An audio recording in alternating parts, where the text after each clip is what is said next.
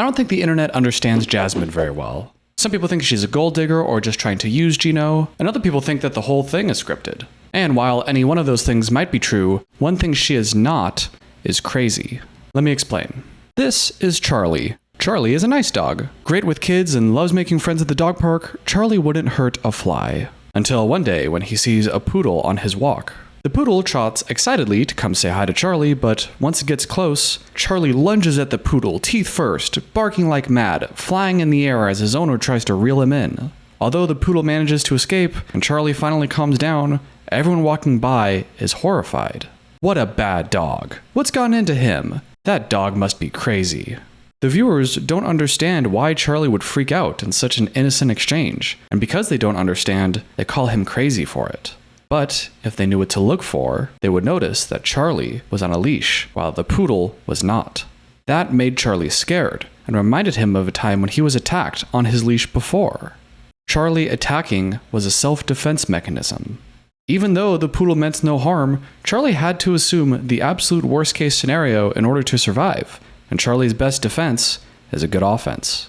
Here are some things we know about Jasmine. We know that she yells a lot, freaks out, gets jealous, and often regrets it later, that she's been cheated on before and had a slew of bad partners, and had an ex-husband that tried to ruin her life in a divorce. Lastly, we also know that she spends a lot of money on plastic surgery and her appearance, presents herself as very hypersexual, and, perhaps related, has a lot of educational degrees. The first two alone, the explosive behavior and the relationship history, is already enough to suggest a history of relational traumas. And while it might be that her high value on appearance and sexuality could be coincidental, it's often not. I'm not a professional, and this is just a YouTube channel based around education around relationship topics. So I'm not diagnosing Jasmine specifically, but I am saying that she does have a lot of the behaviors that are consistent with someone that could be suffering from complex PTSD. If you haven't heard that term before, where simple PTSD typically comes from a single traumatic experience, complex PTSD typically comes from a series of traumatic events over time. Functionally speaking, where some people might develop simple PTSD from a car accident or another particularly traumatizing event, those who suffer from complex PTSD typically developed the disorder from a series of emotionally abusive intimate relationships, often stemming from childhood. If that sounds interesting or resonates with you at all, I would highly recommend you read the book Complex PTSD: From Surviving to Thriving by Pete Walker. So now that we introduced the concept, I thought we would watch the prenup fight from the recent episodes, except instead of just shitting on her and calling her crazy like other channels might, I thought instead we would dissect her behavior and try to understand what's going on for her emotionally, and hopefully learn something that can really help us in our own lives in the process. So, let's watch. I wanted to talk to you about how you feel, about signing prenup. Now here's the deal with that. Let me explain. Oftentimes people with PTSD, especially complex PTSD, when they get triggered, they are a different person. If something were to suddenly make me sad, I might get kind of sad, but oftentimes to them, the trigger is not something that makes them kind of sad, the trigger is something that threatens their life. I say this now because sometimes when someone enters a triggered state, something about their body language or their face may reveal it before their actions do. And I don't know Jasmine that well, but I suspect if you noticed it, there was a change in her eyes when he brought up the prenup.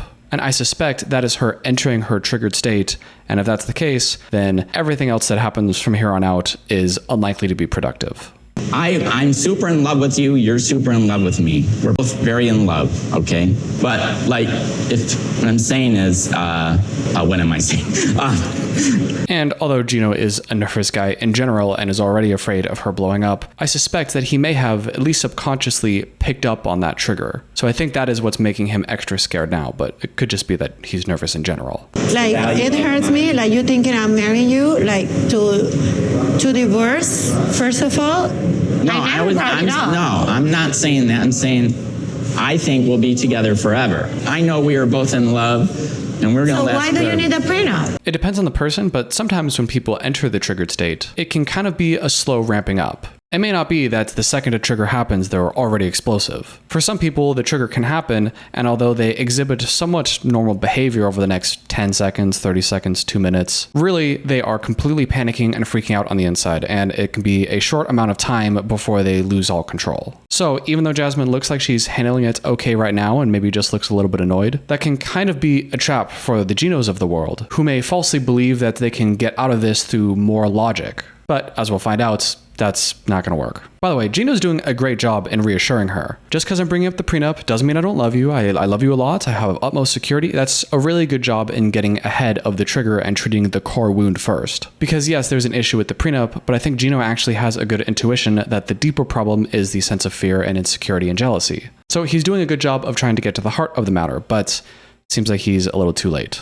Because in case something happens outside of our... Do you listen how stupid you sound right now? You know what? If you want to hear me like from the bottom of my heart, like you 100 times.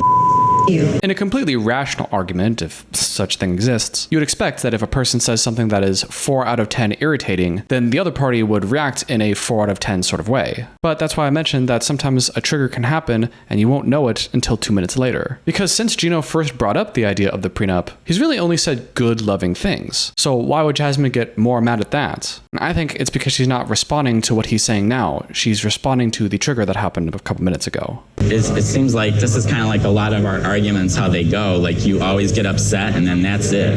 That's your position? My position is I'm just taking it out and we are not longer engaged.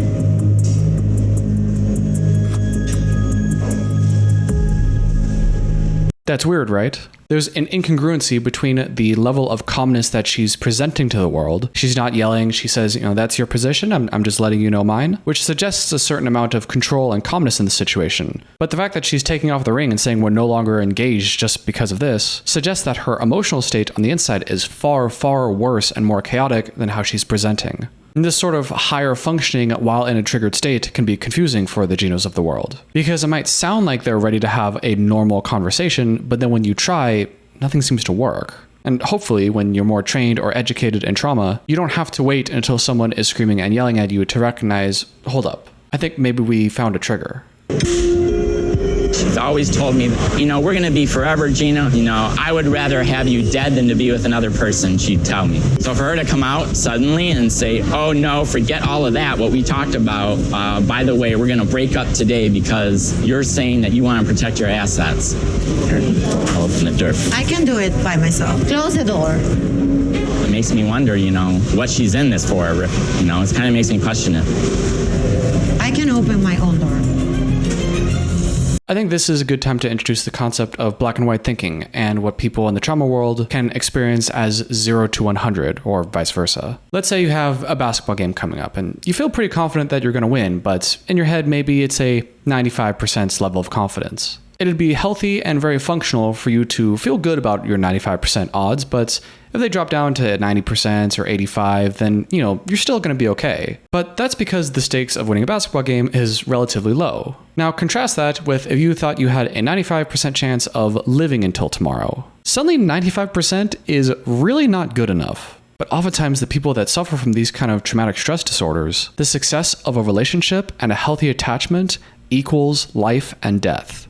This need for attachment goes all the way to when we were infants. You see how useless and helpless an infant is? Their life and death depends entirely on how attached they are to their caregiver. If mom is here, then I'm probably going to get my needs met and survive. But if mom just leaves the room, that might mean that I'm going to die now. And oftentimes, if something with their primary attachment didn't go quite right in the first couple years of life, that infant, who is now an adult, carries with them a fear that if I'm abandoned now as an adult, that still means I'm going to die. That is a trauma flashback. When you hear about trauma in a war vet, they hear something like fireworks and it brings them back to the time in the war. While people with complex PTSD might experience a sense of abandonment in a partner at 40 years old, but that brings them back to the time when they're an infant and that meant they were going to die. So while your confidence in winning the basketball game can vary quite a bit and it not be a big deal, people with these kind of traumas can often see things as either good and I'm 100% safe, or it doesn't matter at all, I'm likely going to die. That's what often leads to this 0 to 100 or 100 to 0 effect with people who suffer with these kind of traumas. Either someone is a perfect, pure person, everything about them is amazing and beautiful and perfect, and I love them and they love me and I'm completely secure, or even if it's a tiny, tiny insecurity introduced to the equation, that can shatter the illusion completely. And now that person is dead to me. Everything they ever did was wrong. They're a terrible person. I hate them for everything. Fuck them 100 times over. I won't even let you open the door for me. So I'm really trying to hammer that home here, that her experience and what she is seeing in the world is very different, likely, if I'm right, than what we are all seeing. And what's not justified to us could be justified and make sense if we think that that's how she really sees things. The poodle just wanted to say hi, but to Charlie, he thought he might die, so attacking made sense. Okay, let's keep watching. We've been engaged for more than a year, and now you're showing me like you don't trust in me, that you need, and you. No, I do trust you. And then show it with actions. Like, why are you asking for it? You know, talking about a prenup is like the same nightmare I went through with my divorce. My ex-husband hid all the money, so I have to walk away with nothing, just my clothing. And now it's like a different character, but the same story. Do you hear the black and white? If you want a prenup for any reason, even if it's to protect me just in case, that means you don't know me, you don't trust me, you're just like the person who hurt me in the past. Same person, new clothes. There's very little room for two things to be true at once. It's very difficult for them to see in the moment that maybe Gino wants a prenup just in case, but also loves and trusts you. But that requires nuance, which in a life and death scenario, it's very hard to achieve. So instead, it's easier to black and white. Any mention of the prenup means all of those bad things I already thought before. No in between. Because if there is a prenup, there is no marriage, there is no engagement, there is nothing. Let me speak first. No, but you have to be clear, because you're gonna be just wasting your time explaining to me. No, if there is a prenup, I'm not gonna marry you. Do you see the fear in her eyes? This is why I don't buy the she's just a gold digger theory. And who knows, editing, acting, all that. But I see fear in her eyes, not just anger. Because if Gino gives up on the prenup, then it means he does trust me and he does love me and everything is back to being okay. It's back to 100% security. I'm in control, nothing threatens me here, everything is okay. But even the idea threatens it all. And I'm gonna be destroyed. I'm not gonna listen. Okay, well then that shows me that you don't love me, you don't give a Okay, so all of it then. Forget it then. Just forget it. You. I mean, this is exactly why I proposed a prenup. She's always screaming and yelling and can't have a normal conversation. And I can't talk to her. And that's a problem. By the way, I'm going to skip over most of this fight because it's just really nasty and potentially triggering and just not fun to watch. I'm just going to give some real quick highlights. Now I'm trying to explain to you. I don't want this. Don't rip that up. I want this. You know what? I took a picture of it anyway. So I would really appreciate if you just take your things and get out of my house. Yeah, I'm not going to. Because you're a idiot. Really? Like all my demons come out because of you. That I have with my exes. Yeah. I get along even with my exes better than I do with you. They are better people. That's what I wanted to mention here. You make all my demons come out. Again, don't know about Jasmine, but that fits perfectly in line with this theory of trauma. Her point here is that I get along fine with my exes. It's you that I have such a problem with. You're the one that makes me go crazy. But in this thought experiment, it's not Gino specifically that triggers her. It's just an intimate relationship. People with these kind of intimate relational traumas might have totally fine looking and functional lives if they never let anyone in. Because if your trauma was around a car accident, you could just avoid cars for the rest of your life and the trigger never comes up. In the same way, if your traumas and triggers lie within intimate relationships that involve trust, then if you avoid any relationships with a deep level of trust, then you avoid the triggers. That's not very functional because then you're not getting a lot of your emotional needs and attachment needs met in your life, but you at least won't have triggers or blow-ups. So when she says, you make all my demons come out, I think that is technically correct, but the you is not Gino specifically. The you is my intimate, trusted partner who can abandon me. Hope that makes sense. I feel more attracted to my ex even than to you. Yeah. And he's better looking than you. And he has even more money than you. Yeah.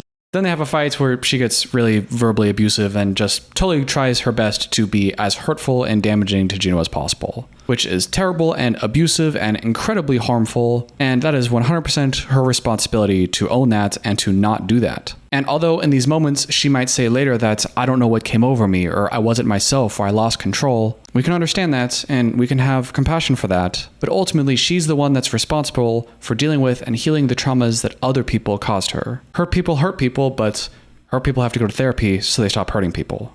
Okay, so it's been a day or so and they're going to meet up again and try to talk about things more level-headed now. So I'm willing to listen to him without yelling, but I need to feel like the most important person in his life because he is the most important person in my life too. So I do deserve the same treatment. That's actually a very healthy reflection from her. She said she's open and willing to listen about the prenup, which is kind of a surface level problem, but she's able to identify that her deeper core need is the need to feel secure in the relationship. There can be lots of things up here on the surface level that can trigger that deep core wound, but if you can identify that the real need is to address the core wound, then you can often bypass a lot of the surface level stuff and get straight to the heart of things. So it's great that she can identify that. The second part is then communicating to your partner that that is what you need, which takes a lot of trust and vulnerability that they'll actually meet your needs. So that can be easier said than done, but really great response.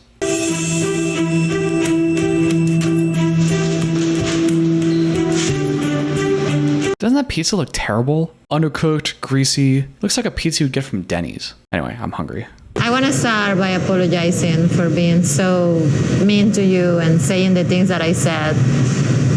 That is like the worst trait from my personality. It's like when I get really angry, I attack. I'm sorry if I hurt you. Thank you for that. I think she could have apologized a bit more here. Maybe she did and they cut it out. But mediocre apology aside, this is what I would expect from Jasmine. This might suggest to me that she's no longer triggered now and is able to look back on her behavior and understand that she went somewhere. Because that is what happens. Oftentimes people who have these kind of traumatic responses can carry a lot of shame and guilt and negative self-worth around their reactions too. Because although they are very hurt, they can often look at their actions and say, well, other people don't freak out like I do. Maybe I am crazy. Maybe something must be up with me. And they can feel very bad about that. So although you hope that they can take responsibility for their actions and want to correct it and make up for their mistakes, you'd hope that they would also be able to recognize that they were not the ones that caused their trauma. They were not the ones who voluntarily made themselves highly reactive. Other people did that to them. It is not their fault. And although they do have to take responsibility and ownership of their reactions now to not hurt other people, it's not their fault that they get triggered. That's more of a message for you at home if any of this resonates with you and less about Jasmine. So I put some more thought into it and stuff. And I'm not gonna attack you, so stop shaking. I promise I'm not gonna attack. I'm not shaking. So I'm thinking that I might forget about the prenup.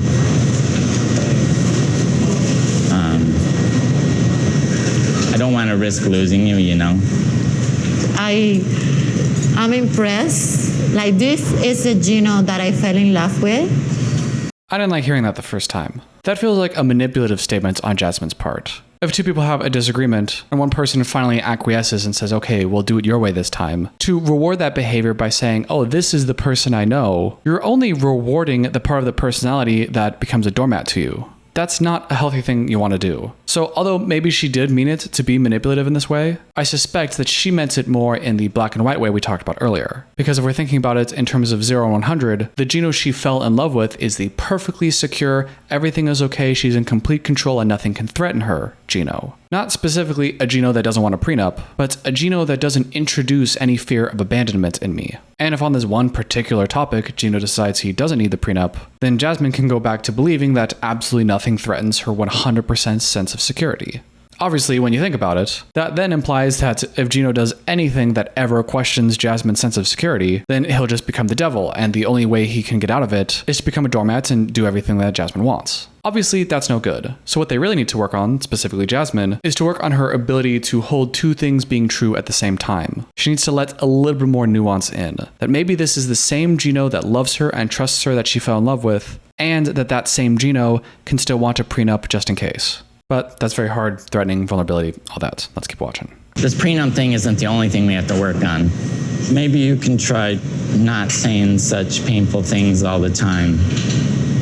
Yes, but you have to understand, I'm fighting you because I don't feel like I'm the most important person in your life. Even though I've been faithful to you, I've been so loyal, I love you so much. That's good. That's a good start. That's pretty close. Gino did a great job in saying, okay, we've established this, but you gotta be not so mean to me. That's good. I'm glad he was able to make that request. Would have been nice if Jasmine owned up to it a bit more and really took accountability as opposed to quickly justifying her actions. But her explanation makes perfect sense. I only get angry and fight with you because I don't feel like I'm the most important person in your life. That sounds like it's a criticism of Gino, like he has done something that makes her question things. And yeah, I mean, sending the nudes and the ex-girl, last season stuff. But as a jumping off board, more generally, any random, totally normal, rational thing can happen, like just discussing the options of a prenup or planning their future together, might trigger a sense of insecurity and fear in Jasmine. That's not Gino's fault though.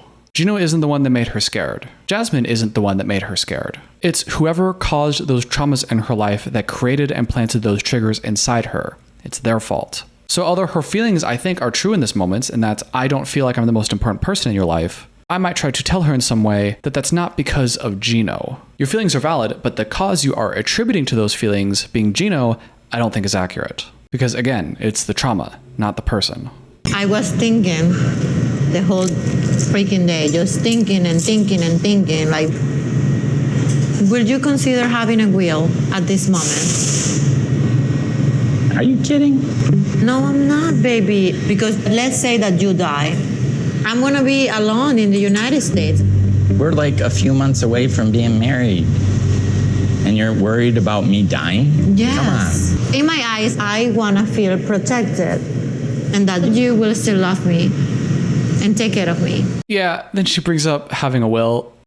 And yeah, I mean, the implication doesn't look very good, all things considered. Like, we're going to have a fight and you don't want a prenup, and then you're going to... Why don't you just ask him if he has life insurance while you're at it? But this is a video talking about complex PTSD and exploring those kind of options, so I want to give just an idea. Just because they solved the prenup situation in this moment doesn't necessarily mean her core wound of abandonment and fear is completely resolved right now. Now, we, the viewer, might see this as pretty aggressive and unjustified, and further evidence of her being a gold digger or something like that. But it could be for her that she's still trying to address and manage the deeper core wound of fear. And perhaps that something in her childhood or in her more recent traumas, something in there has told her that appearance, money, and a high value on sexuality is a way to gain attachment security.